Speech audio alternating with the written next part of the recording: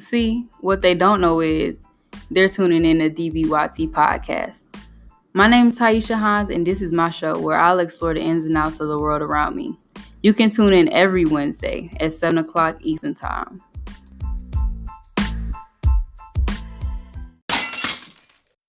What's up, everybody? You're tuning in to DBYT Podcast with your host, Taisha, and today is our first episode of BHM.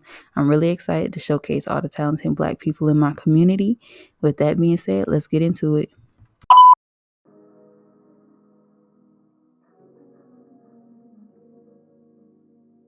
Today with us, we have Ashley Jackson. She runs her own cosmetic skincare line by the name of Mojo Cosmetics. Let's give Ashley a warm welcome.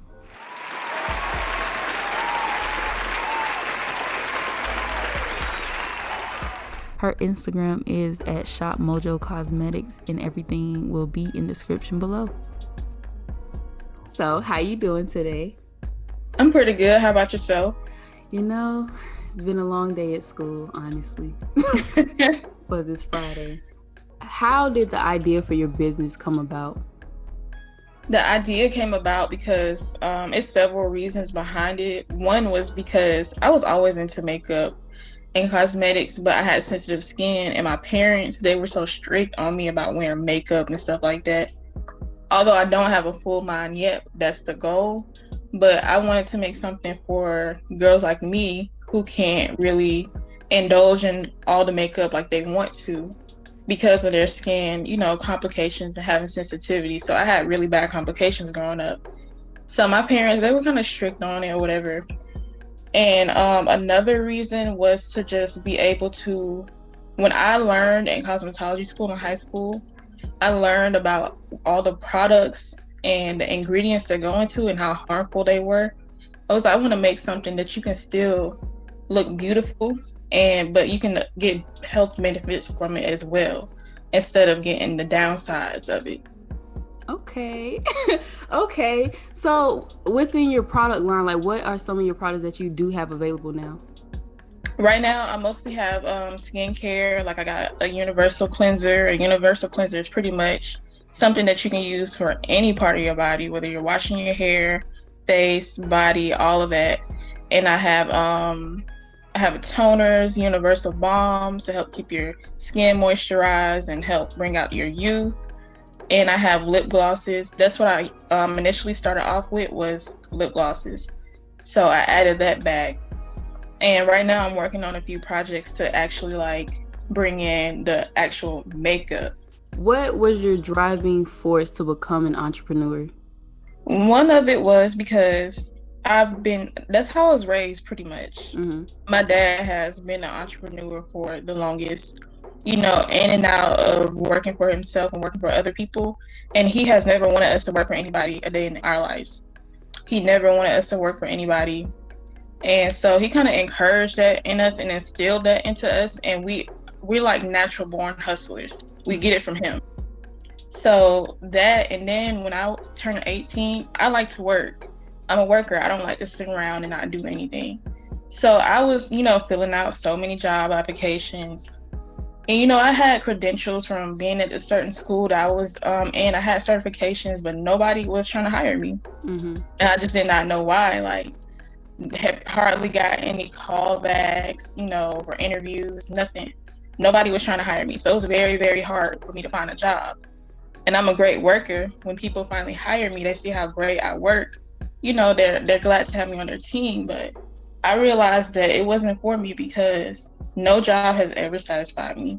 And like I said, most jobs weren't trying to hire me for whatever reason. So I took that as a sign, from life telling me that I need to, indulge in my talents. That's a good way to look at it, because I feel you with the get it by yourself and do it on your own and type thing. Honestly, that's how my family is too with the working ethics. Like our work ethics are top notch. I feel like working with other people, you see how they move and how they don't care, and it's it doesn't matter what type of job that we have. It's we put our all into it because at that moment that's what we are meant to do. You know what I mean?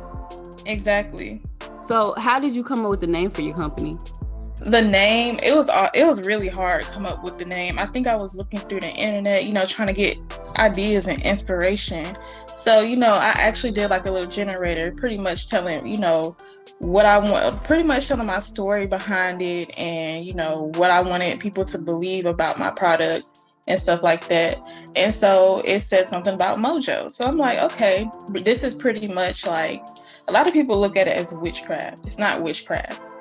And they look at it as something bad. But mojo to me is just like gaining back that self-confidence. I'm putting up together concoctions to help you gain back that self-confidence to enhance your natural beauty. So that's what it is for me. And so, because I really looked up the meaning behind mojo. And it means like charm, in Africa, it means like, something wicked. But it's a good meaning coming from my cosmetic line. I just want everybody to build their mojo back. And, do you have your mojo? Yeah. If not, try this out. This can help, give you those benefits and, enhance your beauty. So I feel like I was online and I saw that you made a video about you wanted to give up at a point in time. And then like, I think it was a year later, you started getting like way more business. Like, how did you build that customer base? How did you get them to keep coming back? Actually, I think it was really just a miracle. I think it was just me coming back with it, knowing that, not sure, well, I wasn't sure if it was my time again, but I came back with something different, something new. Because like I said, I started off with the lip glosses, and then all of a sudden I came back to Caroline, and everybody was talking about it. Like, it was a big hype when I first started. I think what kept my customers coming back was because my products actually work, and then I don't only just sell the product to the people, I try to tell them what works best for them, and I tell them the story behind everything, and they have knowledge on my product. I give them knowledge. Most people just sell people stuff. They see it's working, so they want to buy it. But no, I tell them the knowledge behind everything, what I research, this is for this ingredient, and here will help with this and all that. So I think that's what helped people come back, because they know what's in there. They know what it's for. They know like what's the main function of it. And they know it's like a decent price and it's actually working for them. So a lot of people keep coming back. I like that you make your products personal, you know what I mean? Right. Like you said, a lot of people most people get it from a vendor and they start selling it to people, then they don't even know what's in their own products. But I like that you know what's going on. And see, like I said, I come from a cosmetic background. Doing the skincare thing, I learned about ingredients and what it does and all that kind of stuff, and what's really not good for you. So I think natural, because I can only explain so much with chemicals. Yeah. Because I'm not a chemist, but I can tell you what works naturally and what won't. How do you market your business, like on social media? Like, what tactics have been like the most successful for you? I would have to say that I'm still honestly working on, but I will honestly have to say me doing like videos of people using my product and pictures, like before and after pictures, and just like taking the messages that people send me about my product, raving about my product, and I pretty much post about it. That brings a lot of people in, and I try to do giveaways and stuff like that. So that way, some people who may have been skeptical about using my product, because I had a lot of people who were skeptical. So when I would do my giveaways, it'll give them a chance to kind of participate and see if they can win and try out my product without having to spend their money. So, and I would much rather for them to spend their money, but at the same time, I'd rather win over a customer who's going to be loyal than to take their money and only get a one-time customer. Yeah. With that, like personally for my parts, because I want to invest too, like I want to participate and like buy your products too. I just like didn't know which one was for me. I'm like, what do I use which one for? So while we're here, like sometimes I have like red marks or like some dark acne scars, I wouldn't say. Like, how do I get rid of those? Or like what product of yours could I invest in to help with that? I would say, because I have a friend who has a lot of acne scars and dark marks, and she gets my ultimate kit. My ultimate kit comes with the hemp and honey cleanser. Like I said, that's universal, so you can use it anywhere.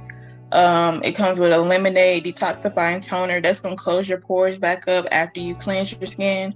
And then I have a I Love You So matcha balm that comes with it. And the balm is full of antioxidants. Matcha is green tea, so it's full of antioxidants and helps with free radicals. So the balm is going to help with your discoloration. And actually, when I get my hormonal breakouts, it helps. Like if I put more on my breakout, it'll subside in like a day or two, for me anyway. And then I have a Mojo Elixir. It's pretty much a rose infused oil where it helps with acne. Mm-hmm. It helps break down that bacteria and keep it, clean, keep your pores clean. And it helps with keeping your skin moisturized without making it too oily. So as they say these days, when you're actually when you're in your bag, like what's your typical day looking like? I try not to get up and get straight to work. Mm-hmm. Try to take some personal time to myself. Then I get to work, take me a little break, get into some schoolwork, and then maybe start back up later on that evening. My typical day, now that I'm starting back school for this semester, is either, go ahead and get started, checking my phone for emails, making sure, seeing what type of orders I have come in. And some days I get orders every day, multiple times throughout the day. And then there's days where I don't get orders, but I still have to work on fulfilling the previous orders. I would have to say, when I'm really working for real, I'll probably be working from 12 o'clock to 8. So I'll work from 12 o'clock to 8, or that's just doing something slight. But when I'm actually because I do wholesale as well. So when I'm doing my wholesale orders, it can be an all day process going on to 2 o'clock in the morning. Yeah. So I can get up, because I have an assistant. We can go ahead and get started around maybe 11 or 12, and we're still going throughout 2 o'clock in the morning. That's how many wholesale orders I get, plus with my retail orders. So how has being an entrepreneur affected your family life? It hasn't really affected it much. I honestly think this go around with me rebranding, I want to say I see a lot more support from my family than I did before. Okay, well that's good. Yeah, because I feel like at first nobody really took it serious. I wasn't really motivated, and I didn't have anybody really motivating me on top of that, to kind of help, which you have to primarily help motivate yourself before anybody can. Definitely. But the extra motivation does help. But now it's to the point that's all we talk about. And my dad goes out, he's always promoting my business, he's getting sales from me. My mom, she even helps out with making the product. She helps me ship my stuff out. So she's even another assistant for me. Well, that's real good, especially a lot of people be they might try a Black business and then they don't support them anymore. So it's good to see everybody chipping in or helping when they can or where they can. Right. What motivates you to keep going? What motivates me is the fact that I'm doing something I really love. I think about the times when I was working for somebody else and I really hated it. My last job, I worked at Belk. And I really, really hated it. And I didn't realize how much I hated it until I started working there, which was last year. When we went on furlough for the pandemic, we were on our little break, and I was this is such a relief. I did not notice how much I hated it there. So I think about that very often. I don't let it, go past me. I don't forget about it. I think about it very often, and that's what keeps me motivated, because I don't want to go back to that. The stress that I may get from doing this is nowhere near the stress that I was getting before working for somebody else. And another thing that does help me too is the money. The money I get, that may be a little shallow, but everybody's motivated by money. And there's times where you might not make money. Right now, I'm honestly blessed to keep consistent revenue and profit coming. But there might be times where you don't make money, but that's why you have to have that passion, because when the times where you're not making money and making sales, what else is going to drive you? If you don't have that passion, then nothing else is going to drive you. Yeah. I also noticed when working for other people, at times you feel like undervalued or like you really don't matter, like, because it's so easy to replace you, but when you're doing your own thing, it's like this is something you created, so it's like who's gonna replace you for real? Right, nobody can. Exactly. Like nobody can do it like me. That's why when I've seen some people try to copy me or whatever, but I don't even get mad or I don't feel away, because it's just like nobody can do what I can. Nobody can do it like me. Nobody can replace me. Exactly. I know when Rihanna had came out with her Fenty Beauty and everything, everybody's like, oh, another makeup line. But it's so different because it's somebody else. It's somebody who's taking the time to market and plan and strategize to make sure that her line is successful. So I do like to see that. That's cool. And she took the time because she stopped working on her music to do this. She was really like not 1 foot in, 1 foot out. She was fully into it. Exactly. Because some people, they might dibble in it or try it out, but she was fully invested in it. I you gotta respect that, especially knowing that she went from artist to like entrepreneur. Well, I mean, I guess full businesswoman. Yes, that's exactly. So, how do you generate new ideas? Like, where did you get your inspiration from? Really, I'm just a very creative person in general. My whole family is creative. I more so get that from my mom. She's always been creative, and I always kind of been up under her and stuff like that. I was a mommy's girl. So just seeing her always doing different crafty stuff, that kind of just, like, my mind overflows with ideas all day, every single day. There's never a time where I'm not thinking about something new.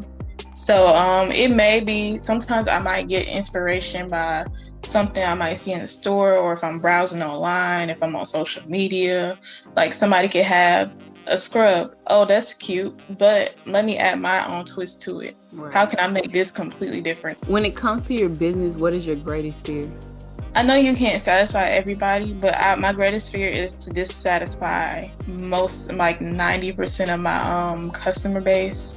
Another one is my business failing, because this is my baby. So it's just like, when your business is supposed to be your baby, it's supposed to be like your own child. So it's like, when you lose your child, how are you going to feel about that? If you weren't doing this, like in your own cosmetic field, like what do you think you'd be doing? I'd probably be doing something in the marketing industry. Okay. I've always been into marketing from high school. That's all I took in high school with my electives. From marketing principles, advanced fashion marketing, sports marketing. That's probably what I would have been doing. What product would you say is your top seller? My top seller definitely is my rose oils. People love them. It helps moisturize the skin without being too oily and heavy, especially for those who have oily skin already. And for me, it soothed out a lot of my fine lines, a lot of my bumps. It's helping clearing up, like making my skin tone even, and it helps with acne. It kills that bacteria that causes acne. Currently, sometimes I go to the store and like pick up like, moisturizers, like the creamy kind. Like, do you think the rose oil is better than those? Yes, because this is the thing. Everything in mine is natural. So, and then I use a lot of top grade raw materials. All my stuff is chemical free, no extra parabens, preservatives, none of that. The thing with a lot of the on the shelf products that you find at stores, a lot of time it's not really working for your skin, because I guarantee you, as soon as you stop using it, your skin is gonna go right back to what it was before. Right. With my product, your skin is not going to revert back. It may not be as great when you stop using it, but your skin is going to actually make progression. It's going to rejuvenate. A lot of these products on the market now, they don't rejuvenate. Like, for instance, Vaseline. A lot of people think Vaseline moisturizes their skin. It doesn't. Doesn't it clog your pores? It actually does. And on top of that, it's like an illusion. Vaseline gives you that illusion that it's moisturizing your skin, that it's doing something. It's a mask. It's a facade. As soon as you stop using it, your skin is going to revert back to how it was before. So that's what I don't like about, like, when it comes to facial products, I just stick to mine. Do you believe that there's some type of pattern or type of formula to become a successful entrepreneur? In a sense, kind of. I feel like definitely everything doesn't work for everybody. Like, everybody has their own path. And there may be some things, like I said, that may generally work. And the general things that work for 90% of people, or 99.9% people, may not work for the other 1%. You have to do what really works best for you and take your own journey, take your own path. Like with entrepreneurship, you can't really teach it. Right. You go to school for it, but you can't really teach it. It's something you kind of have to do for you because everybody has their own story. Everybody has their own background. They all have their own target audience. How would you define success? I would define it as something you pretty much living your dream, following your dream. That's how I would define it. It doesn't mean, you're the top person in the world, top entrepreneur or the richest person or you're rich in general. You can be broke and still be successful because you just live your dream. Yeah. I agree with that because it's like, even if you work so hard and you at a place in your life where you're just not satisfied, it's like you probably don't feel successful in a way. Like you could have everything, so unhappy with everything, So I think that's important to actually live out your dreams and do whatever you want to do, because at the end of the day, it's like you don't want to have regrets or what if. Right. What is your favorite aspect of being an entrepreneur? Definitely the rewards from it, getting the profits, and like I said, living my dream, doing something that I love. That's like one of my favorite aspects because, like I said before, I love to work. I'm a working person. So being able to work and do what I love, that's probably my greatest aspect. And there's nothing better than getting paid for something that you love. That is true.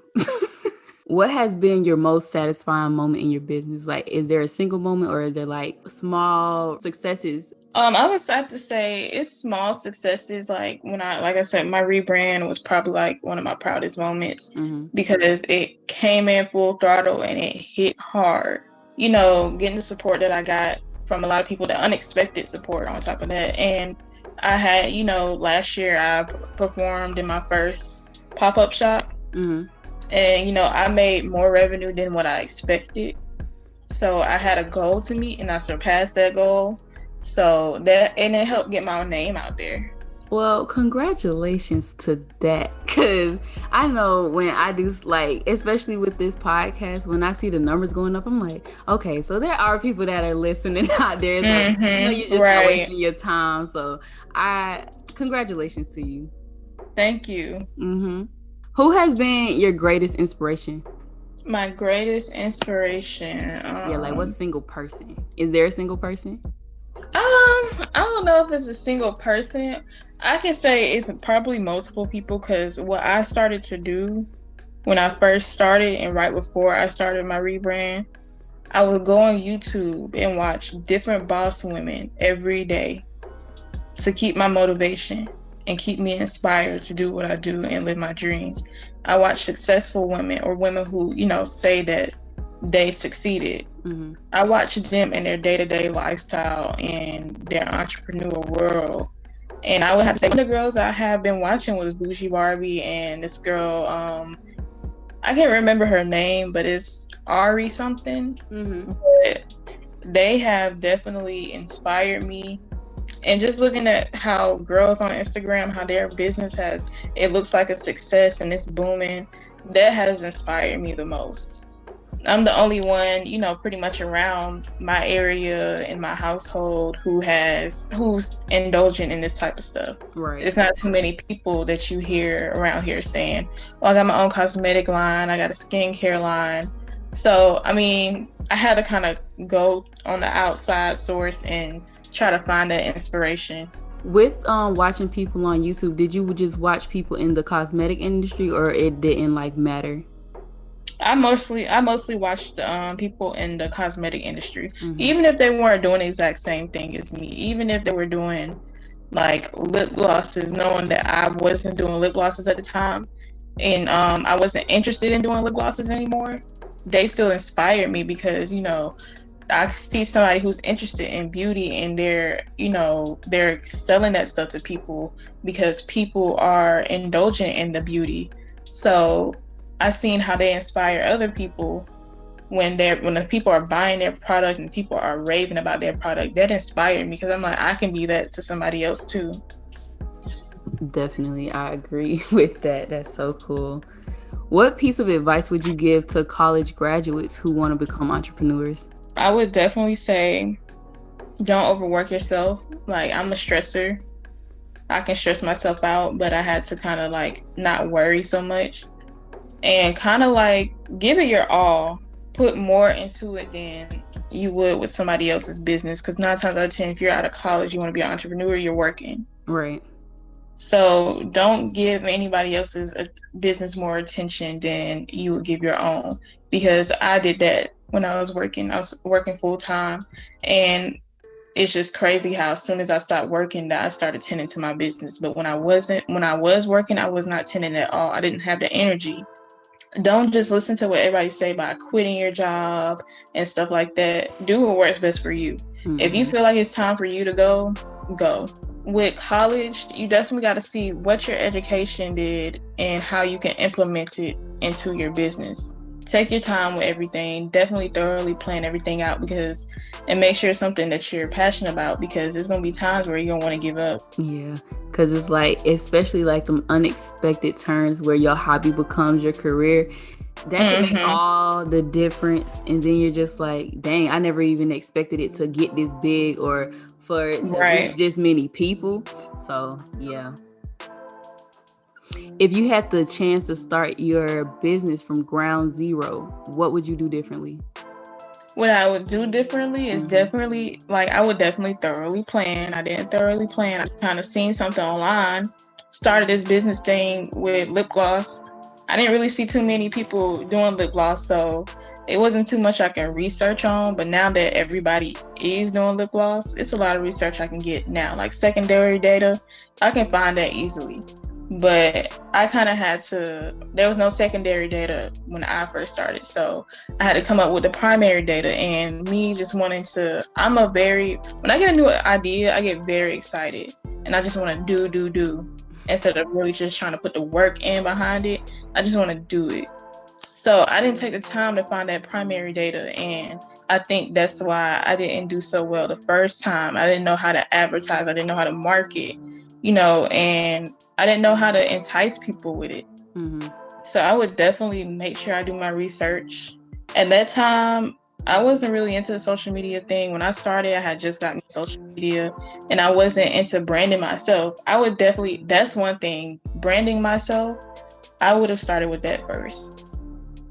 Because when you brand yourself, you get your followers, you get your fans. Anything that you do, even if it's a trash product, they're going to follow behind you and get it. Yeah. So I definitely would have branded myself, like, not trying to be Instagram famous, no.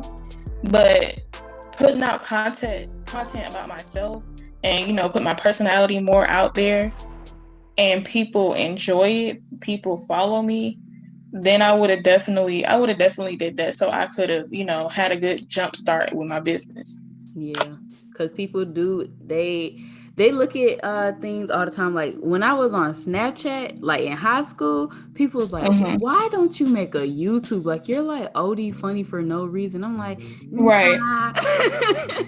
So it's like, there's people out there who's actually watching and listening to you. And once you get that idea in your head, like, okay, they actually listening, it's time to start targeting towards them. Like, if you really rocking with me, come buy my merch, come do this, come do that. Exactly. I realized that the other day. Like I've been thought about it, but I really realized it the other day when I was talking about our product on my Instagram story, and I got like 3 different orders from people who had watched my story, who had never, said anything about my product to me or nothing, but 3 different orders.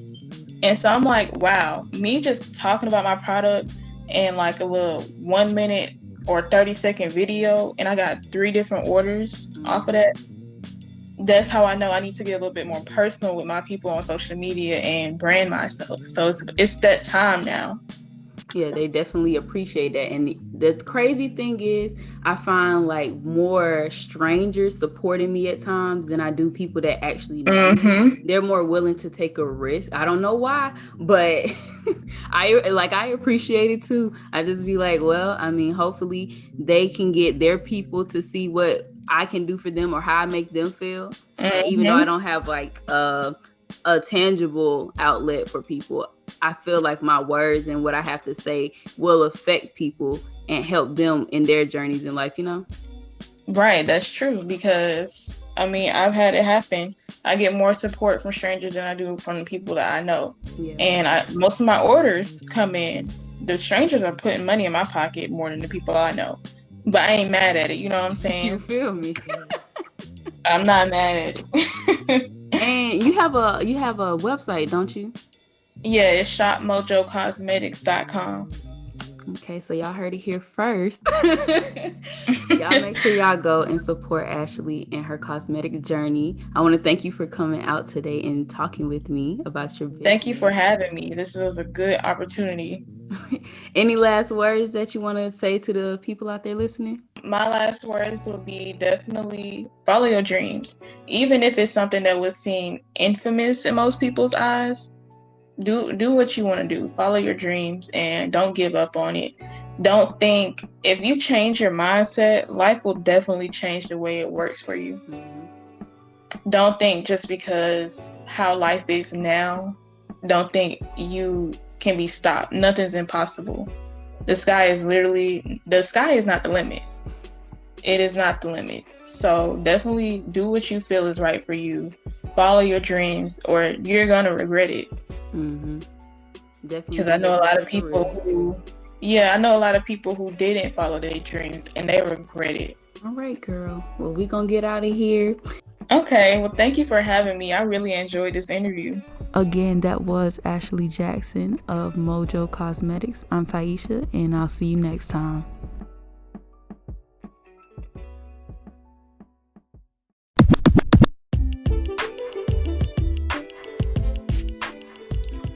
That's all we have on DBYT tonight. I want to thank everyone who takes the time out to listen and support me and my podcast. It really means a lot to me. You can follow me on Instagram at _Sanah, that's SENIH, or at DBYT Productions. If you have any comments, suggestions, topics, or questions, feel free to hit me up on my socials. Next week, we'll bring in an all-new group and a topic here on DBYT. I'm Taisha, and I promise I won't bite my tongue.